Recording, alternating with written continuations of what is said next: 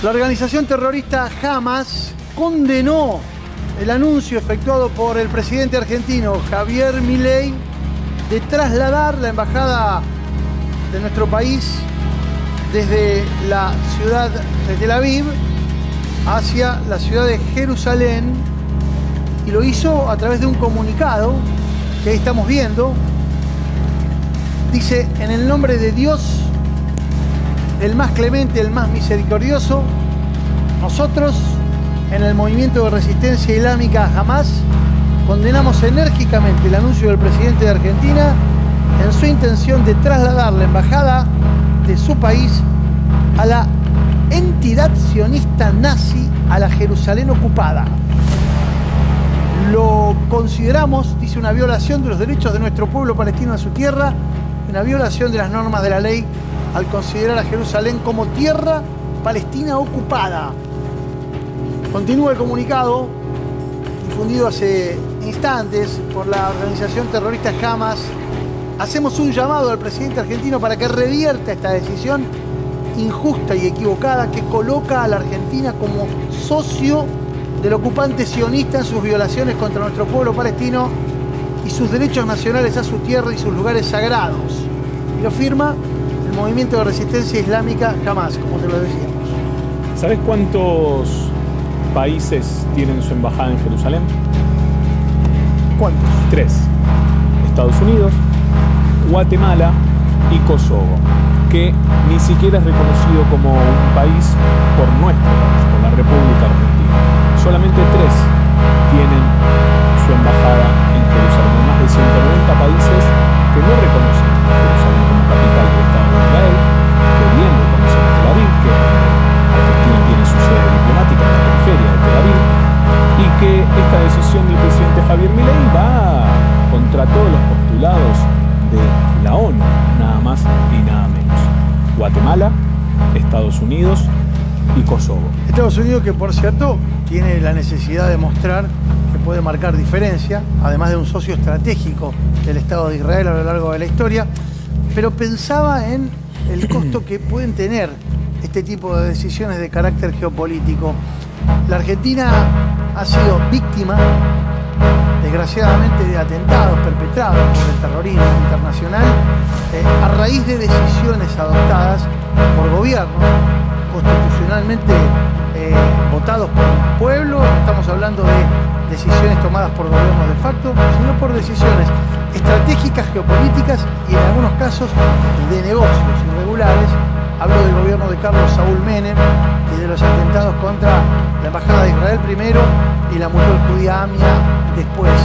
Evidentemente no ha habido una lectura por parte de la Cancillería y del presidente Milei de las consecuencias, o tal vez sí, que iba a tener esta decisión en el medio de un momento muy caliente. Tal vez acá no estamos nosotros tomando dimensión de lo que continúa pasando en la Franja de Gaza, producto del accionar terrorista de Hamas y de, por supuesto, la reacción de todo el universo del Estado de Israel. Vos hablás de los atentados terroristas que sufrió nuestro país. Algunos de ellos encontraron parte de sus causas en lo que pasó en septiembre de 1990, cuando el gobierno de Carlos Saúl Menem, en un escueto mensaje del entonces canciller, ¿sabés quién era el canciller? ¿La verdad? De 7 minutos, anunció que se iban a enviar 2 buques con cascos azules para fortalecer el bloqueo a Irak. En medio de la guerra del Golfo, algunos analistas encontraron allí algunas de las causas, tal vez, para aquellos atentados. Y esto que sucedió en el día de hoy es cuando yo te escuchaba recién leerlo y es una amenaza. Y te corre un frío por la nuca, sobre todo porque estamos hablando de una organización terrorista que evidentemente ostenta un poder tal como para poder hacer lo que hizo el año pasado. Se recordarán ustedes lo que fue el avance sobre uno de los kibbutz del Estado de Israel, del pueblo judío, y por supuesto los secuestros que todavía tienen mucha vigencia allí en Medio Oriente. Pero todo se origina en una decisión que toma el gobierno argentino y que el presidente Javier Milei comunicó de esta manera. Escuchando.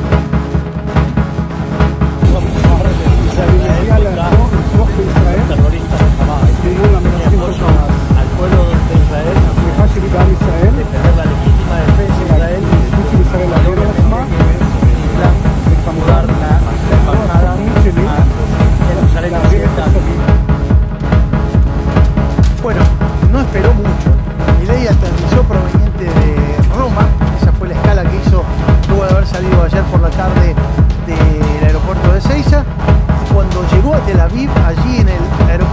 Internacional Ben Gurión lo estaba esperando este hombre que es Isaac Herzog, el presidente del Estado de Israel, y ahí nomás, de sobrepique, le dijo lo que acabas de escuchar seguramente y leer con el subtitulado.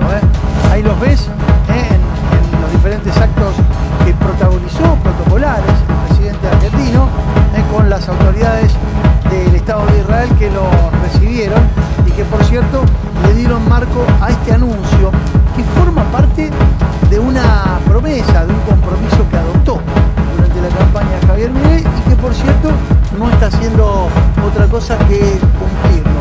Está con nosotros, acomodándose, Pedro Brigger, uno de los analistas, periodistas internacionales, de temas internacionales a los que más respeto. ¿Cómo le va, Pedro? Muy bien. Yo no sé si yo no lo escuché porque me estaban microfoneando. Sí. Si lo que dijo Javier Milei es trasladar la embajada a Jerusalén occidental y oriental. Occidental. Dijo occidental. Sí. Está bien, de todo, porque ¿qué sutil diferencia hay entre la diferencia no es sutil. Recordemos que en 1967 hay una guerra. Israel ocupa el territorio que es conocido como Cisjordania. La ciudad de Jerusalén estaba dividida en dos, una mitad occidental y una mitad oriental. La mayoría de los países no tienen embajada en Jerusalén porque Israel ocupó la parte oriental de la ciudad y esto viola la resolución de las Naciones Unidas. Las Naciones Unidas nunca reconoció la ocupación israelí de Jerusalén oriental. Es más, el Parlamento israelí anexó la parte oriental de la ciudad de Jerusalén, algo que no reconoce Naciones Unidas. Naciones Unidas le exige a Israel que se retire de los territorios que ocupó en 1967 y esto incluye la parte oriental de la ciudad. Como hay un conflicto ahí, la inmensa mayoría de los países decide no llevar la embajada de Tel Aviv a Jerusalén, por más que Israel considere que Jerusalén es su capital porque viola la legislación internacional. Muy pocos países lo hicieron. Sierra Leona, Honduras, Guatemala, Kosovo. Kosovo es un caso particular porque algunos países no reconocen a Kosovo como país. Estados Unidos. Estados Unidos, estábamos haciendo memoria acá contigo, toma esa decisión en épocas de Trump. Correcto. Presidente. Varios presidentes anteriores habían dicho que lo iban a hacer, pero Trump fue el primero que lo hizo. Trump incluso llegó a decir que el territorio que Israel conquistó y anexó en la guerra de 1967 de Siria le pertenece ahora a Israel, también violando leyes internacionales. Pero claro, es el presidente o era el presidente de la primera potencia mundial, puede decir lo que quiera. Esto ya ha tenido, por supuesto, una respuesta que de manera directa significa una amenaza concreta por parte de la organización Hamas, pero también ha tenido la congratulación de quien es el primer ministro del Estado de Israel, Benjamín Netanyahu, en realidad porque es un tuit, ahí lo va a leer Maurito, que publicó en sus redes sociales el primer ministro del Estado de Israel. Ahí lo tenemos, me parece, me decías, ahí va. Véngale. Triunfo histórico. Las ideas de la libertad. Perdón. Este es No otro. era tan- Le ha era la- pifiado, diría. Sí, sí, sí. Diría la Puede querida pasar, Steffi, está parecido Ahora vamos a seguir. Estamos preparando varios temas para hoy, por supuesto a veces se nos pueden mezclar. Estamos hablando del primer ministro del Estado de Israel que reaccionó, por supuesto, agradeciéndole al presidente argentino y teniendo claramente la idea de que esto puede ser tomado como un apoyo al Estado de Israel. ¿Qué puede generar esto? Porque la reacción de Hamas es previsible, Pedro. Sí, pero lo más importante me parece que lo que puede generar en el mundo árabe. El mundo árabe está en contra de Argentina, no es Estados Unidos. Y esto deteriora los vínculos. Por eso no queda claro si el viajes personales, políticos, se entremezcla. Porque al fin y al cabo, si Milei quiere ir a rezar al llamado muro de los lamentos en castellano, muro occidental, está en todo su derecho, por supuesto. Lo que pasa es que, desde lo personal y lo espiritual, lo que pasa es que él va en representación de la Argentina.